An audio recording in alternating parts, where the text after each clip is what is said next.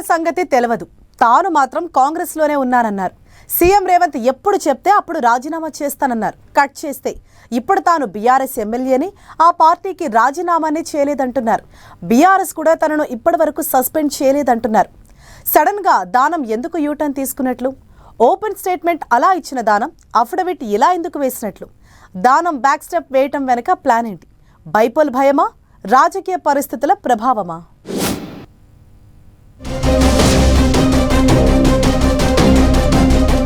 Danam Nagender U turn ఎందుకు తీసుకున్నట్లు? ఇప్పటికిప్పుడు వేటు నుంచి తప్పించుకునే స్కెచ్చా? కాలయాపన కోసమే దానం టోన్ మార్చేశారా? ఉప ఎన్నిక వస్తే ఓడిపోతామనే టెన్షన్ పట్టుకుందా? తెలంగాణ పాలిటిక్స్ లో ఫిరాయింపు ఎమ్మెల్యేల ఎపిసోడ్ ట్విస్టుల మీద ట్విస్టులతో సాగుతోంది. 10 మంది బీఆర్ఎస్ ఎమ్మెల్యేలు పార్టీ ఫిరాయించగా వారిలో ఇప్పటికే 7గురికి క్లీన్ చిట్ వచ్చేసింది. ఇక మిగిలిన కడియం శ్రీహరి, డాక్టర్ సంజయ్, దానం నాగేందర్ల భవితవ్యం తేలాల్సి ఉంది. ఇందులోనూ Khairatabad MLA Danam Nagender issue very special. BRS ఎమ్మెల్యేగా ఉంటూనే కాంగ్రెస్ బీఫామ్పై ఏకంగా ఎంపీగా పోటీ చేసి ఓడిన వ్యక్తి దానం నాగేందర్. గతంలో 2 సార్లు స్పీకర్ నోటీసులిచ్చినా స్పందించలేదు. ఇప్పుడు ఆల్ ఆఫ్ సడన్ గా అఫిడవిట్ దాఖలు చేశారు. క్రాస్ ఎగ్జామింగ్ కు అటెండ్ కావాలని స్పీకర్ నోటీసులిస్తే ఏకంగా తనపై వచ్చిన ఫిర్యాదుల కేసుని డిస్మిస్ చేయాలంటూ కౌంటర్ దాఖలు చేయడం ఆసక్తి రేపుతోంది. గతంలో కాంగ్రెస్ ఎమ్మెల్యేనని బహిరంగంగా చెప్పిన దానం ఇప్పుడు బీఆర్ఎస్ ఎమ్మెల్యేనంటూ అఫిడవిట్ దాఖలు చేశారు. అంతేకాదు, తనపై దాఖలైన అనర్హత పిటిషన్ను కొట్టివేయాలని స్పీకర్కు విజ్ఞప్తి చేసి కొత్త చర్చకు తెరలేపారు.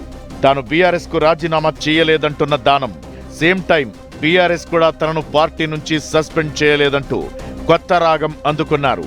2024 మార్చిలో వ్యక్తిగత హోదాలో మాత్రమే కాంగ్రెస్ సమావేశానికి వెళ్లినట్లు చెప్పుకొస్తున్నారు. బీఆర్ఎస్ యాక్షన్ను బట్టి తన రియాక్షన్ ఉంటుందంటూ నర్మగర్భ వ్యాఖ్యలు చేస్తున్నారు.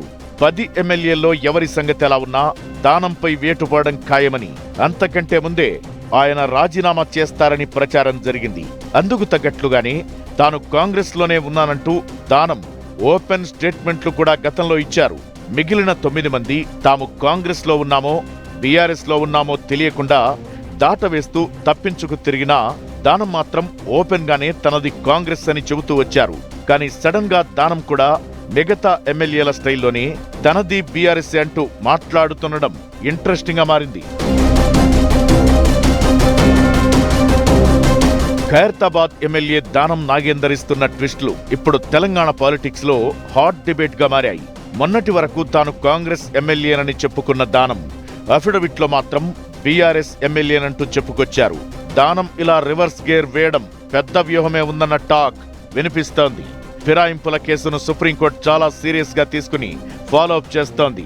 కోర్టులో మరోసారి వాదనలు జరగబోతుండటంతో ఇప్పటికిప్పుడు ఇష్యూ నుంచి బయటపడేందుకే దానం ఇలా అఫిడవిట్ దాఖలు చేశారని అంటున్నారు. దానం యూటర్న్ వెనక సాగదీసే ధోరణికి ఛాన్స్ ఇచ్చారనే చర్చ నడుస్తోంది. ఇప్పుడు బంతి స్పీకర్ కోర్టులోకి వచ్చిన నేపథ్యంలో క్రాస్ ఎగ్జామినేషన్ జరగాల్సి ఉంటుంది కనుక కోర్టు నుంచి మరికొంత సమయం కోరవచ్చనే అభిప్రాయం వ్యక్తమవుతోంది. అయితే 9 మంది ఎమ్మెల్యేలు పార్టీ ఫిరాయించారనడానికి ఆధారాలు లేవని చెప్పినప్పటికీ దానం విషయంలో మాత్రం కాంగ్రెస్ బీఫాంపై ఎంపీగా కంటెస్ట్ చేసినట్లు పబ్లిక్ డొమైన్లోనే ప్రూఫ్ ఉంది.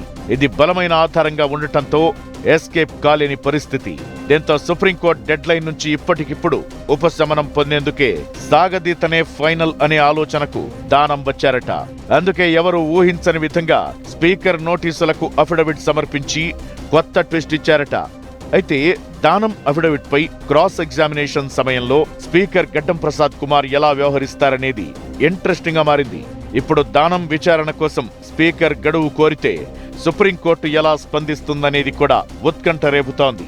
ఇప్పటికే 3 సార్లు గడువు పెంచిన సుప్రీంకోర్టు మరోసారి గడువు పెంచుతుందా లేక చర్యలకు ఆదేశిస్తుందా అనేది సస్పెన్స్ గా మారింది.